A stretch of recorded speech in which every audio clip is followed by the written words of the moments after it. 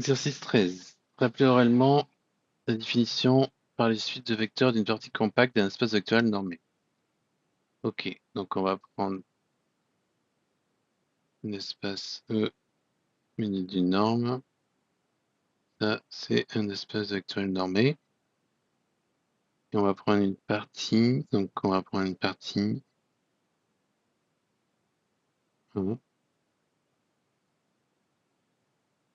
Partie de E.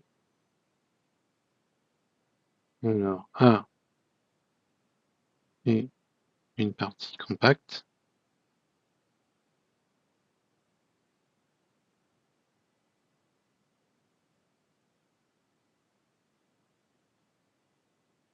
Si seulement si. Alors, vite, donc si seulement si. Pour tout de suite xn avec les xn, les éléments de A. Donc c'est pour tout de suite l'élément de A. Il existe une sous-suite qui converge vers un élément de A. Donc ce qu'il faut bien voir là, alors une sous-suite, on va voir ce que c'est. Sous-suite, c'est en fait, on va voir ça maintenant. Si on prend un phi, multiplication de n dans n, strictement croissante,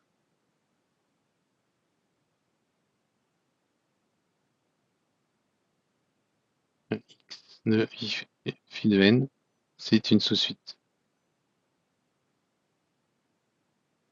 de xn.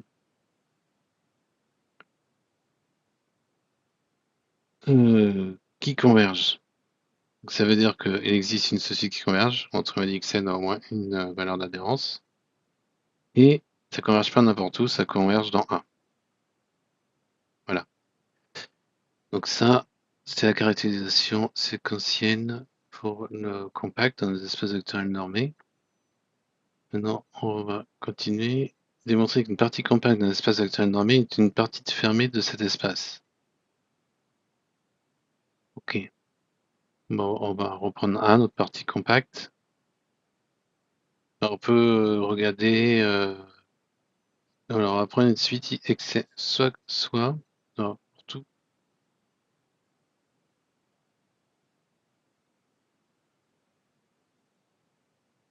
Xn.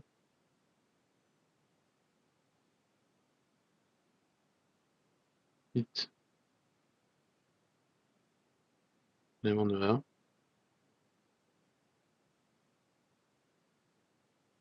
Converge. Donc, vers un N, a priori quelconque qui appartient à eux. On va montrer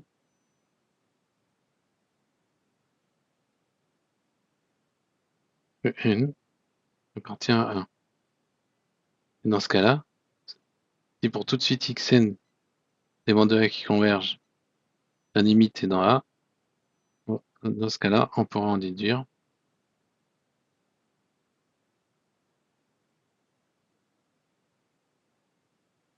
que A une partie fermée. Une autre manière de voir, c'est qu'on va avoir A bar égale 1. Puisque tous les éléments d'adhérence, on les obtient par limite de suite d'éléments de A. Donc, ce qu'il faut montrer, c'est que N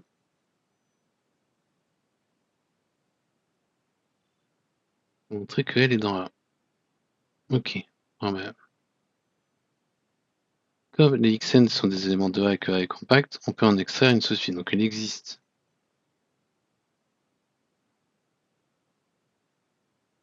un phi de n dans n strictement croissante tel que x de phi de n converge dans A. Donc on peut noter L' sa limite. Et on a donc L' qui appartient à A. Mais comme xn converge par unicité de la limite,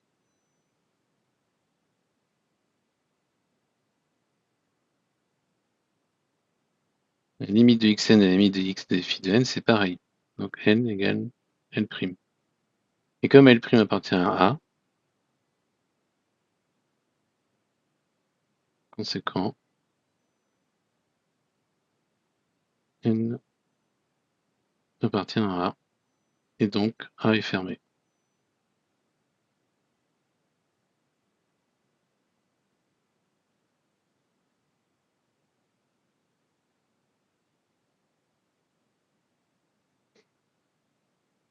Voilà.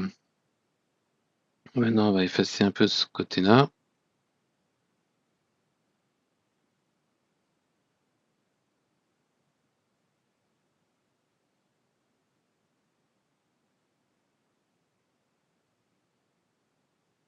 Il faut montrer donc du coup la question 3. Démontrer qu'une partie compacte d'un espace vectoriel normé est une partie bornée. Alors une partie bornée, ça veut dire quoi? Ça veut dire qu'il existe un grand M, et que quels que soient les vecteurs de cette partie A, par exemple, on a la norme de x qui est plus petit que grand M. Ça, c'est, on va dire que ça veut dire A borné.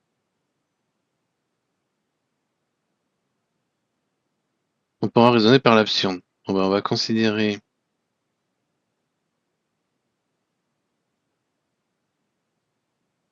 que ce n'est pas borné. Donc si c'est pas borné, alors ça, déjà, j'écris n'importe quoi.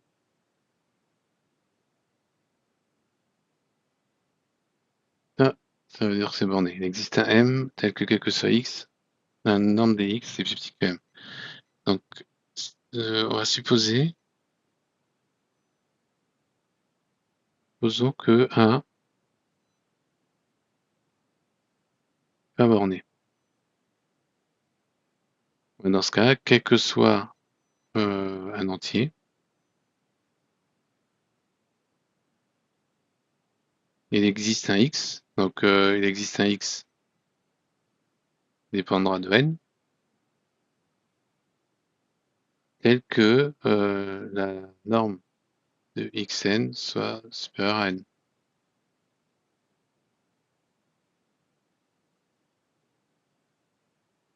D'accord? Donc on construit de cette manière-là une suite par comparaison qui va tendre vers plus infini quand N tend vers plus infini. Et du coup, comme c'est des éléments de A, on peut en extraire une sous-suite. Donc il existe une application phi de n dans n non croissante telle que le x de phi de n va tendre vers un L qui appartient à A.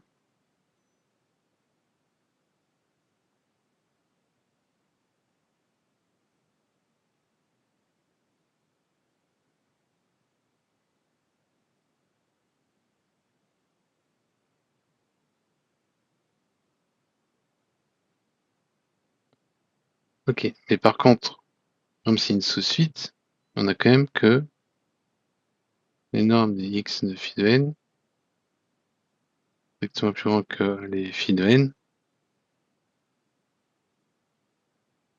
et comme phi est strictement croissante, phi de n, on peut démontrer facilement par récurrence que c'est plus grand que n. Donc du coup, ça implique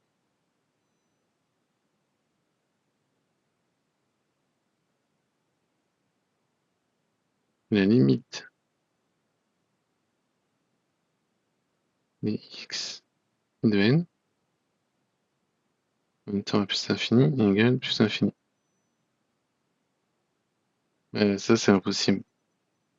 On a une contradiction.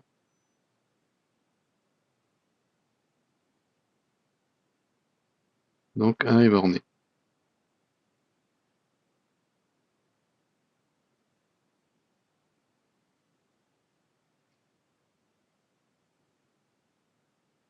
Ok, maintenant on va effacer ici.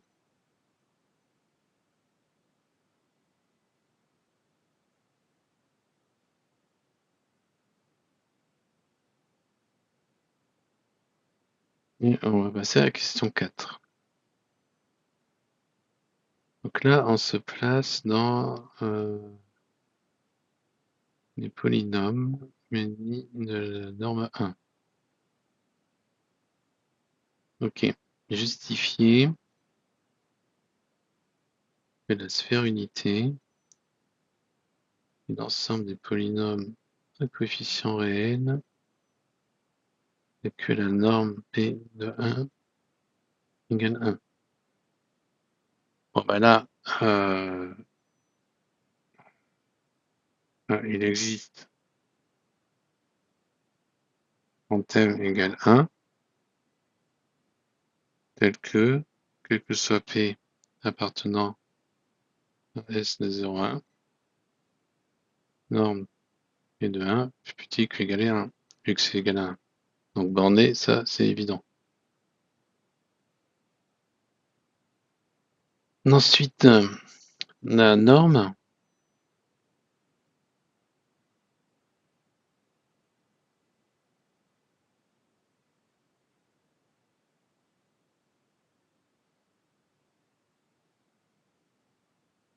si je note ça phi cette application, phi continue.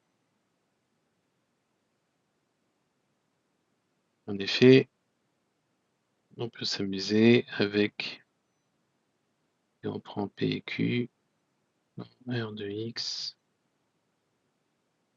écrire que la norme de P égale à la norme de P moins Q plus Q, est plus petit que la norme de P moins Q plus la norme de Q. On peut faire ça, donc du coup on va avoir que la norme de P moins la norme de Q, ça c'est valable quelle que soit la norme. C'est juste une égalité triangulaire. On peut faire ça en interverti P et Q, donc du coup on va avoir que la valeur absolue de norme de P moins norme de Q c'est plus petit que ça, et ça en fait c'est la valeur absolue de phi.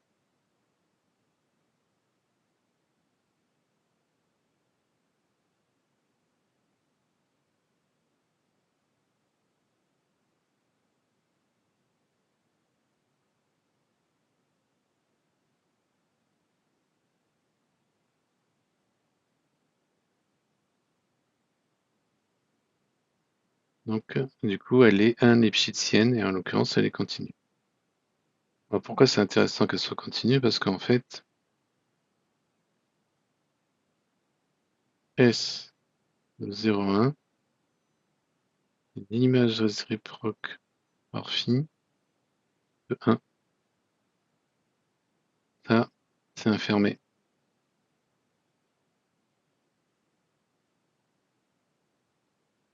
Donc l'image réciproque par une fonction continue d'infermé est infermée. Donc S de 0,1 est une partie fermée de R de X, car image réciproque d'un fermé par une application.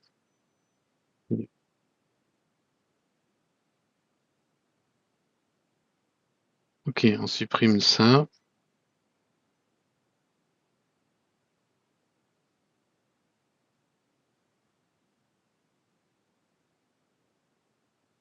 Bon, on voit bien ce qui va se passer.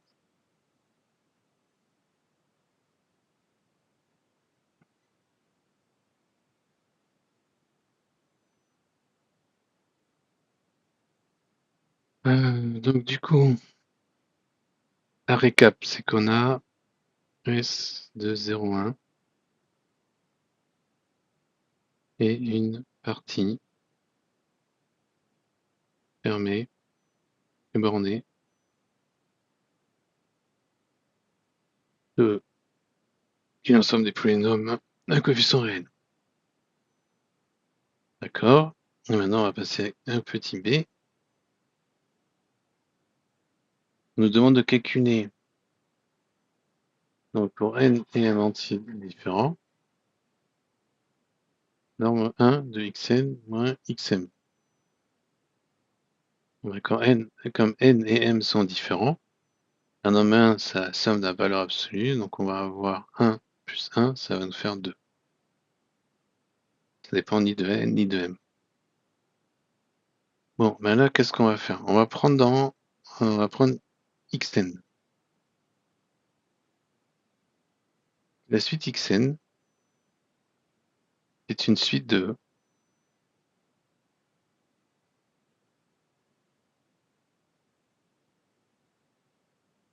Et c'est même une suite d'éléments de S de 0,1. Parce qu'on a une norme de xn, et c'est la somme de valeurs absolues des coefficients. Là, on a un seul qui est non nul, c'est 1, donc c'est égal à 1. Donc ça appartient bien à S de 0,1. Donc c'est une suite d'éléments de S de 0,1. Si jamais S de 0,1 est compact, alors, une partie compacte, alors, ben, il existe phi, une de n strictement croissante, et que les x de phi de n convergent dans S de 0,1. Par exemple, on va l'appeler P0. Et si c'est le cas, on va avoir la norme de x, x, x puissance phi de n, x puissance phi de m, avec n grand de m. Ça, ou même on peut prendre, on va juste prendre m, on va prendre n plus 1. Bon ben, les x phi de n et les x phi de n plus 1 tendent vers la même limite. Donc ça va tendre vers 0, quand n tend vers plus infini.